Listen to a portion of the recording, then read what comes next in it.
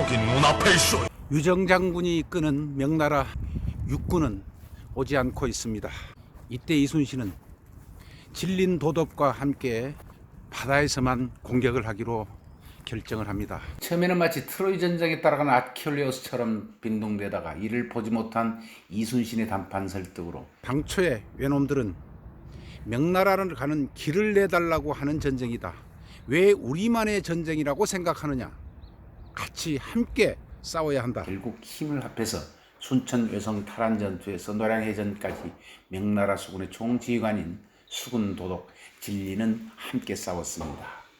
보천욕일 이후 그가 명나라 황제에게 보고한 내용이 바로 보천욕일입니다. 하늘을 깨매고 태양을 지킨다는 내용입니다. 여호와 전설상의 황제 복희 신농과 함께 세 신 중의 한 명인데 여신으로서 그리스 신화의 헤로와 같은 존재라고 보시면 됩니다. 천지개벽 초기에 사람이 없어서 진흙을 빚어 사람을 만들었다고 합니다. 그러던 어느 날 하늘을 바치고 있던 네 다리 중 한쪽이 무너져서 하늘이 찢어지고 인간의 고통이 말이 아니었습니다. 이때 여호와가 나서서 자기가 지니고 다니던 오색 돌로 하늘을 꿰매고 자라 다리를 잘라서 다리를 만들어서 하늘을 떠받추니 인간 세상이 다시 평안해졌다고 합니다. 저번 달 영상에서 항하 또는 상하 얘기를 해드렸습니다. 하늘의 왕 천재인 제준의 아내가 희화입니다. 이는 10명의 아이들을 낳았는데 제주는 자신들의 10아들들에게 동쪽으로 가 밤이면 부상나무에 쉬었다가 아침이 되면 하늘 위로 올라서 인간이 사는 세상을 비추거라고 명하였으나 심심해서 함께 올라서 후예를 보내 하나씩 쌓아버렸다고 얘기를 했습니다. 그런데 이 아이들의 엄마인 희화는 아침마다 하늘로 올라가려는 자식들을 매일매일 시켜서 올려보냈다는 전설입니다. 이렇듯 백성들을 귀중하게 생각한다는 표현을 빗대어서 진린 장군은 자국의 명나라 황제를 아련한 자리에서 보고를 합니다.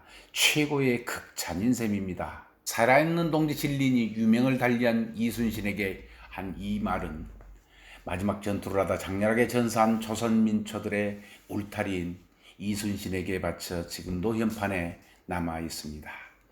섬이 막아주는 천혜의 섬, 울타리로 이루어진 곳, 이곳에 풍요를 가끔 도둑질해 가던 왜구들이 전국적인 전열을 정비하고 조선반도를 통째로 삼키려고 상륙해서 파죽지세로 이 땅을 유린했습니다.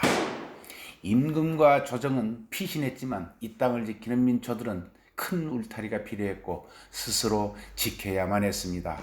이 땅의 조상들의 아이디어를 활용해서 거북선도 만들었습니다.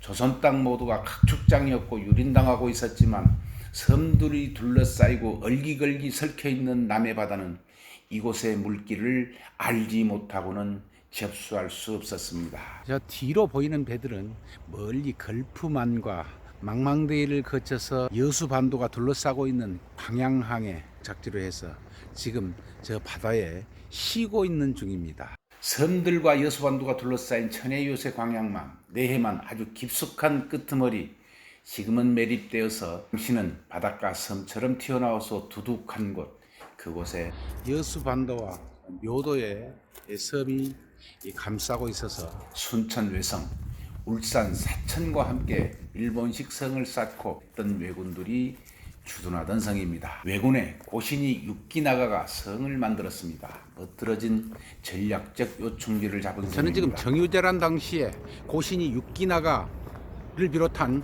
왜군들이 정주해 있던 순천 외성에 올라와 있습니다. 순천 외성 중에서 가장 높은 자리인 천수기단에 올라와 있습니다. 지금 보이시는 뒤로 현재는 매립이 되어서 보내주라면 하지만 달아난 왕의 명령보다 산하를 지키는 민초들을 마음껏 유린하던 왜군들을 한 명도 보내줄 수 없었습니다. 이곳 광양만에서 치열한 전투가 벌어집니다. 원래 육지에서 쫓고 바다에서 잡는 조명연합 협공작전이었으나 매수당한 명나라 유정장군의 육군 지원 공격 없이 두 달간의 명나라 진린과 조선의 이순신 희와 연합수군의 순천 외성 외교성을 두고 치열하게 벌어지는 광양만 일대의 해전, 이른바 외교성 전투는 아군의 막대한 피해를 입고 성공하지 못합니다. 게다가 사천 외성에서 왜군이 출정해서 협공이 외상되어 미리 길을 막고 있던 남해대교 밑에 노량해전, 뒤로 보이는 광양만의 순천 외성에 박혀있는 고신이 유기낙가, 이 일본 장수가 거느리는 이 왜군을 소탕하기 위해서 조명연합군은 치열한 전투를 벌입니다. 뒤로 보이는 곳이 바로 그 유명한 노량해전이 일어났던 노량해협입니다. 이순신 장군은 여기서 한 명의 왜군이라도 보낼 수 없다라고 결의를 가지고 마지막 장렬하게 전사를 합니다.